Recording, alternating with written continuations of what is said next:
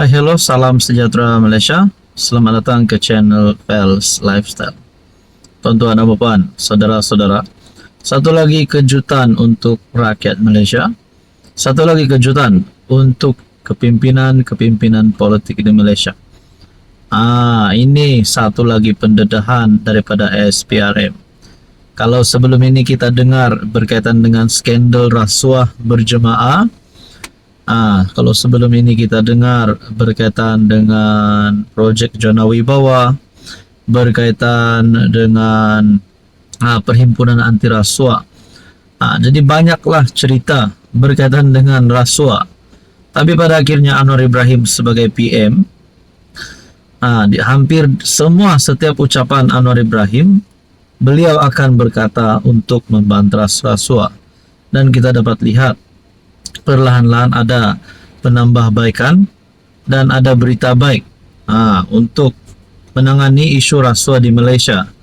Tapi ini satu kejutan lagi, saudara-saudara, di mana SPRM sedia siasat dakwaan salah laku ahli lembaga penasihat di BKL. SPRM sedia menyiasat dakwaan salah laku seorang ahli lembaga penasihat Dewan Bandaraya KL berkaitan pemberian projek bernilai RM 4 juta. Nah, ini pasti satu lagi berita yang menggemparkan kepimpinan politik di Malaysia. Ketua Pesuruhjaya SPRM Azam Baki berkata, setakat ini tiada siasatan dibuka berhubung dakwaan itu. Kita bersedia menyiasat sekiranya dapatan siasatan dalam DBKL menunjukkan ada unsur-unsur rasuah dan salah guna kuasa. New Straits Times melaporkan Datuk Bandar Kuala Lumpur Maimuna Muhammad Sharif mengesahkan siasatan dalaman sedang dijalankan susulan dakwaan tular mengenai salah laku ahli lembaga penasihat DBKL di media sosial. Isu itu berkaitan pemberian projek bernilai RM 4 juta yang didakwa tidak dilakukan melalui proses tender terbuka.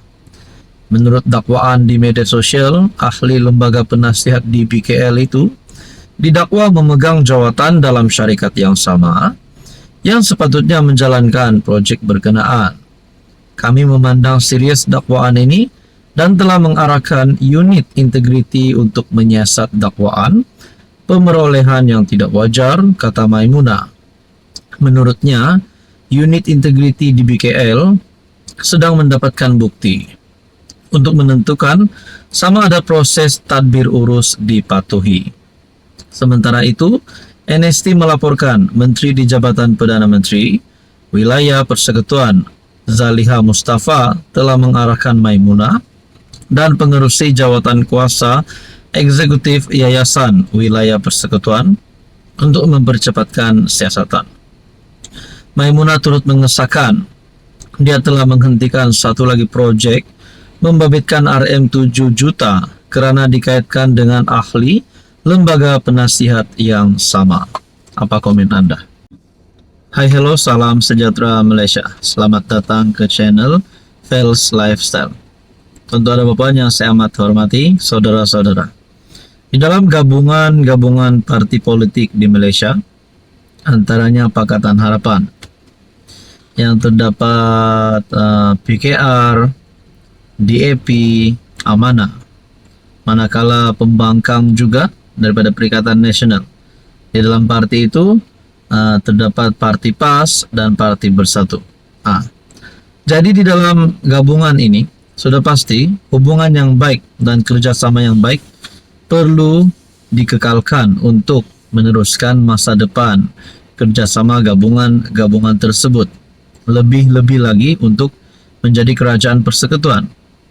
Tapi saudara-saudara di pihak pembangkang, saya telah menerima satu maklumat ataupun satu artikel daripada Harapan Daily. PN makan tengah hari bersama media Cina tanpa PAS. Adakah di sini PAS hanya memilih untuk mengikuti ataupun menyertai mana-mana aktiviti bersama PN ikut rasa mereka. Kalau nak pergi, kalau tidak mau, mereka tidak mau pergi. Contohnya di dalam berita ini yang berkata, sempena tahun baru Cina, Ketua Pembangkang Hamzah Zainuddin menghadiri sesi makan tengah hari PN bersama ketua-ketua pengarang dan pengarang kanan daripada media Cina. Media-media tersebut adalah Xin Chiu Daily, China Press, Nanyang Xiangpao, Kong Wah Yit Po, dan Oriental Daily.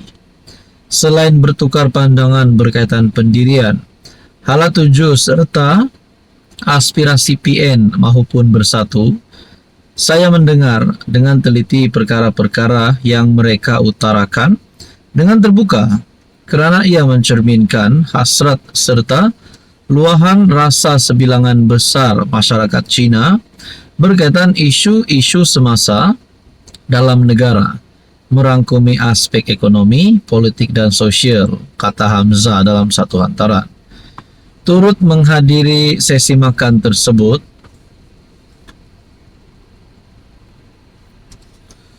adalah Naib Presiden Bersatu Datuk Seri Ronald Kiandi, Naib Presiden Gerakan Tan Lek Keng dan ahli Exco Bersatu Goh Gaik Meng. Baliknya, PAS yang merupakan parti terbesar dalam PN tidak menghadiri majlis tersebut. Umum mengetahui pimpinan PAS seringkali tersalah langkah dalam hal melibatkan masyarakat Cina. Contohnya ucapan sepupu Siti Mastura, PN Kepala Batas, dan kaitan pengasas YTL dengan Menteri Belia dan Sukan Hanayo oleh Pesuruhjaya PAS Perak. Jadi adakah dengan ini Bersatu sendiri tidak puas hati dengan tindakan daripada parti PAS, ataupun sebenarnya mungkin PAS ini sengaja tak hadir sekiranya melibatkan masyarakat Cina? Saya bukan nak cakap apalah, tapi ini pun sudah menjadi persoalannya lah. Kenapa PAS tidak menyertai makan tengah hari bersama PN, bersama dengan pengarang-pengarang, bersama dengan ketua-ketua pengarang dan pengarang kanan daripada media Cina. Saudara-saudara yang tuan-tuan dan puan yang saya amat hormati, apa komen Anda? Hello, salam sejahtera Malaysia. Selamat datang ke channel Fels Lifestyle. Terima kasih kerana terus setia dan terus bersama di dalam channel ini. Tuan-tuan dan puan yang saya amat hormati, satu pengakuan daripada Tan Sri Muhyiddin Yassin selaku pengerusi Perikatan Nasional. Adakah terdapat kepimpinan ataupun pemimpin-pemimpin di dalam Perikatan Nasional yang mungkin akan dipecat, mungkin akan ditendang keluar daripada parti kerana salah laku ataupun tidak sesuai di mata Muhyiddin Yassin? Saudara-saudara, dalam satu kenyataan, Muhyiddin dalam satu kenyataan mengingatkan pemimpin PN, semak fakta sebelum cakap. Pengerusi PN berkata, tiada arahan melarang mana-mana pemimpin parti komponen itu bersuara. Susulan kenyataan terbaru dibuat Pesuruhjaya PAS Perak Razman Zakaria terhadap Menteri Belia dan Sukan Hanayo yang mencetuskan kontroversi. Bagaimanapun, Muhyiddin yang juga Presiden Bersatu mengingatkan semua pemimpin PN tentang keperluan menyemak fakta sebelum mengeluarkan sebarang kenyataan. Nah, yang menjadi persoalan adalah adakah tindakan daripada Pesuruhjaya PAS Perak ini satu tindakan yang Muhyiddin Yassin rasa tidak betul, dan adakah ini akan menjadi bibit kepada bermulanya kebencian di antara Bersatu dan PAS? Itu menjadi pertanyaan lah. Tidak perkara seperti arahan larangan bersuara, tetapi saya mengharapkan ahli perikatan memastikan mereka Apabila mereka bercakap, mereka menyemak fakta terlebih dahulu. Dan kenyataan itu tidak sepatutnya menimbulkan masalah yang tidak perlu. Saya tidak memihak kepada sesiapa.